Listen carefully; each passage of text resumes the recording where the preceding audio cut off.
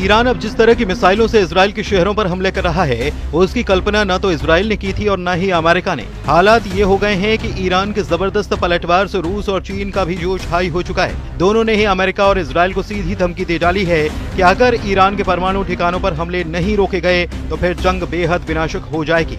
इस वक्त पूरे इजराइल में गाजा जैसी तस्वीरें दिखाई देने लगी हैं। ये कहना गलत नहीं होगा। हालात ये हो गए हैं कि इजराइल की राजधानी तेल अवीव में ईरान की बैलिस्टिक मिसाइलों ने तूफानी तबाही मचाई है। सिर्फ 2 घंटे के अंदर ही तेल अवीव पर 12 मिसाइलों से हमला किए गए, जिसमें 25 से ज्यादा इजरायलियों के मारे जाने की खबर है। ईरान के हमले ये साबित कर रहे हैं कि ईरान पर जिस तरह से 13 जून से 17 जून तक खूनी हमले हुए, उसने ईरान को भले ही भारी नुकसान किया, लेकिन ईरान ने अब हाइपरसोनिक बैलिस्टिक मिसाइलों और आत्मघाती ड्रोन से खूनी हमले करने शुरू कर दिए हैं। और इस वक्त की सबसे हैरान करने वाली खबर यह है कि अमेरिका और इजराइल मिलकर 180 जेट से ईरान पर हमला करने जा रहे हैं, जबकि अमेरिका और इजराइल के लिए सबसे बड़ी चुनौती ईरान का फोर्दो परमाणु ठिकाना साबित हो रहा है, जो जमीन में इतनी गहराई में है जिससे 30,000 पाउंड का बंकर बस्टर बम भी आसानी से तबाह नहीं कर पाएगा। इधर ईरान के समर्थन में रूस और चीन खुलकर सामने आने लगे। पुतिन ने 2 चूक कह दिया है कि इजराइल के हमलों से ईरान के भूमिगत परमाणु अड्डों को नुकसान नहीं हुआ है। वहीं ट्रंप ने ऐलान किया है कि जब तक खामनेई को नहीं मारा जाएगा तब तक इजराइल हमले करता रहेगा। इजरायली हमले बेशक ईरान के लिए काल साबित हो रहे हों, लेकिन ऐसा बिल्कुल भी नहीं लग रहा कि ईरान के 20 टॉप कमांडर, 4 टॉप परमाणु वैज्ञानिकों के मरने के बावजूद ईरान के तेवर ढीले पड़े। पिछले 8 घंटे में इजराइल ने ईरान में अराक हैवी वाटर रिएक्टर पर हमला कर दिया। कुछ घंटे पहले ही इजरायली सेना यानी कि आईडीएफ ने अराक और खुंदाब शहर के लोगों को इलाका खाली करने की चेतावनी दी थी। अराक में हैवी वाटर रिएक्टर है। ये फैसिलिटी ईरान के न्यूक्लियर प्रोग्राम का एक अहम हिस्सा है। इसके साथ ही अराक में बड़े पैमाने पर हथियारों का उत्पादन होता है, जिसे इजराइल ने 40 जेट के हमलों से तबाह करने की कोशिश की है। अभी तक ईरान के नातांज परमाणु ठिकाने को तबाह करने का दावा किया गया है, लेकिन अचानक ईरान के समर्थन में रूस और चीन ने बयान देना शुरू कर दिया। रूस के राष्ट्रपति पुतिन ने डंके की चोट पर कहा कि ईरान के जिन परमाणु ठिकानों पर इजराइल ने जेट और मिसाइलों से हमले किए, उससे ईरान के भूमिगत परमाणु ठिकानों को नुकसान नहीं हुआ। यानी कि रूसी राष्ट्रपति पुतिन अपने बयान से पूरी दुनिया को ये बता चुके हैं कि ईरान के भूमिगत परमाणु ठिकाने सुरक्षित हैं और इजराइल के हमले नाकाम साबित हो रहे हैं। यही कारण है कि राष्ट्रपति ट्रंप ईरान पर हमला करने से पहले 100 बार सोच रहे हैं। ट्रंप ने ईरान पर हमला करने के प्लान को मंजूरी तो दे दी, लेकिन उन्हें यकीन नहीं हो रहा कि अमेरिका और इजराइल मिलकर ईरान के फोर्डो परमाणु ठिकाने को तबाह कर पाएंगे, जो पहाड़ों के बीच में जमीन में सैकड़ों मीटर नीचे मौजूद है। अमेरिका को लगता है कि 30,000 पाउंड का बंकर बस्टर बम भी ईरान के भूमिगत फोर्डो परमाणु ठिकाने को तबाह नहीं कर पाएगा। एक्सियोस की रिपोर्ट के मुताबिक अमेरिकी राष्ट्रपति डोनाल्ड ट्रंप ने अपने सैन्य सलाहकारों से पूछा है कि क्या 30,000 पाउंड के बम ईरान के फोर्डो परमाणु संयंत्र को नष्ट कर पाएंगे। बंकर बस्टर बम, जिन्हें मैसिव ऑर्डिनेंस पेनेट्रेटर के नाम से भी जाना जाता है, अमेरिकी शस्त्रागार में, लेकिन इजराइल के पास बमों को तैनात करने के लिए आवश्यक हथियार या बम वशक नहीं है। फोर्डो को इतनी गहराई पर जमीन के अंदर दफनाया गया कि माना जाता है कि ये इजरायली हवाई हथियारों की पहुंच से बाहर है। पेंटागन के अधिकारियों ने ट्रंप को बताया कि उनका मानना है कि बम फोर्डो के खिलाफ काम कर सकते हैं। हालांकि अभी तक ये साफ नहीं है कि ट्रंप इस बात को लेकर आश्वस्त हैं या नहीं। एक्सियोस की रिपोर्ट के मुताबिक 30,000 पाउंड के बमों का इस्तेमाल कभी भी वास्तविक युद्ध में नहीं किया गया, केवल परीक्षणों में किया गया। इजरायलियों ने अमेरिकी अधिकारियों से कहा है कि भले ही वे बमों से फोर्डो को नष्ट नहीं कर सकते, लेकिन वे ईरान को मिट्टी में मिला सकते हैं। उधर अमेरिका के राष्ट्रपति ट्रंप का दावा है कि उनकी वॉर रूम में मीटिंग हुई है। कुछ लोग इसे सिचुएशन रूम कहते हैं।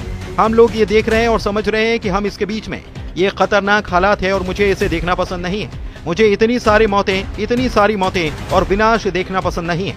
मौत यही वो चीज है जिसे मैं देखना पसंद नहीं करता। ईरानी समाचार एजेंसी इरना के मुताबिक सुबह हुई बमबारी में ईरान का मकसद आईडीएफ खुफिया हेडक्वार्टर और सोरोका अस्पताल के पास बने एक बेस को निशाना बनाना था। इसीलिए इजराइल के सोरोका अस्पताल पर ईरान ने हमला किया। ईरान ने सेंट्रल इजराइल में स्थित स्टॉक एक्सचेंज बिल्डिंग पर भी मिसाइल से हमला किया। अरब मीडिया के मुताबिक इससे बिल्डिंग को काफी नुकसान पहुंचा है। ईरान ने जवाब में इजराइल के 4 शहरों तेल अवीव, बिशेरबा, रमतगढ़ और होलोन पर 30 मिसाइलें दागे। इजरायली मीडिया रिपोर्ट के मुताबिक 7 मिसाइलों को इजरायली डिफेंस सिस्टम रोकने में नाकाम रहा। ईरान के हमलों में 176 लोग घायल हुए, 6 लोगों की हालत नाजुक है। इजरायली पीएम बेंजामिन नेतन्याहू ने कहा कि ईरान जानबूझकर इजरायली नागरिकों और अस्पतालों को निशाना बना रहा है। इजराइल इन हमलों का बदला लेगा।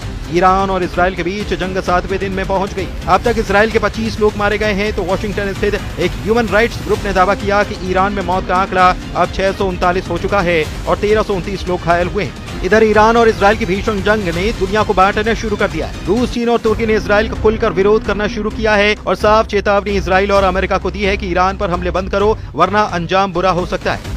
ईरान में अयतुल्लाह अली खामनेई की सत्ता रूस के लिए बहुत अहम है। एक्सपर्ट बताते हैं कि ईरान की बर्बादी रूसी राष्ट्रपति व्लादिमीर पुतिन के लिए न सिर्फ सामरिक झटका होगी, बल्कि उनकी इज्जत पर एक बदनुमा दाग भी लगा देगी। ईरान रूस का अहम आर्थिक और सैन्य साझेदार है। रूस ने ईरान में अरबों डॉलर का निवेश कर रखा है। खामनेई की सत्ता रूस को मध्य पूर्व में एक विश्वसनीय आधार प्रदान करती है। अमेरिका और उसके सहयोगियों के खिलाफ दोनों ने साझा मोर्चा बना रखा है। खामनेई का शासन रूस की भूमिगत राजनीति और आर्थिक रणनीति का एक महत्वपूर्ण हिस्सा है। ईरान का अगर पतन होता है तो रूस के लिए यह सीरिया से भी बड़ा झटका होगा। इधर ईरान के परमाणु बम पर हैरान करने वाला दावा अंतर्राष्ट्रीय परमाणु ऊर्जा एजेंसी ने किया है। IAEA ने 19 जून को कहा कि ईरान परमाणु हथियार बनाने की कोशिश कर रहा है। इसका कोई सबूत नहीं मिला है। IAEA के डायरेक्टर राफेल ग्रोसी ने अल जजीरा को इंटरव्यू में ये ताजे दावे किए। ऐसे हालात में सवाल यह है कि अमेरिका की शय पर इजराइल ईरान पर खूनी हमले क्यों कर रहा है। इधर रूस ने ईरान और इजराइल जंग में अमेरिका की दखलंदाजी को लेकर चेतावनी जारी कर दी है। रूसी समाचार एजेंसी इंटरफैक्स के मुताबिक क्रेमलिन के प्रवक्ता दिमित्री पेस्कोव ने कहा है कि अगर अमेरिका ईरान और इजराइल के बीच चल रहे संघर्ष में दखल देगा तो इससे हालात और ज्यादा बिगड़ सकते हैं और तनाव खतरनाक स्तर पर पहुंच सकता है। इधर ईरान हमलों से तिल मिलाए इजराइल के रक्षा मंत्री इजराइल काट्स ने ईरान के सुप्रीम लीडर को मॉडर्न हिटलर कहा और कहा कि अब उनका अस्तित्व नहीं रह सकता। इजरायली सेना का लक्ष्य है कि वो इंसान अब नहीं बचना चाहिए और उसका अस्तित्व खत्म होना चाहिए। इजराइल काट्स ने कहा कि खामनेई जैसे तानाशाह जो ईरान जैसे देश का नेतृत्व करते हैं और जिन्होंने इजराइल के विनाश को अपना लक्ष्य बना रखा है, उसे इजराइल को खत्म करने के इस भयानक लक्ष्य को जारी रखने या पूरा होने की अनुमति नहीं दी जा सकती। ईरान इजराइल युद्ध से जुड़े जानकारों के दावों के मुताबिक अगर ईरान के सुप्रीम लीडर खामनेई को इजराइल और अमेरिका मिलकर जान से मार देते हैं तो इससे पूरे मिडिल ईस्ट में भयंकर और तबाही वाला युद्ध शुरू हो जाएगा, जिसे ना तो रूस रोक पाएगा और न ही अमेरिका।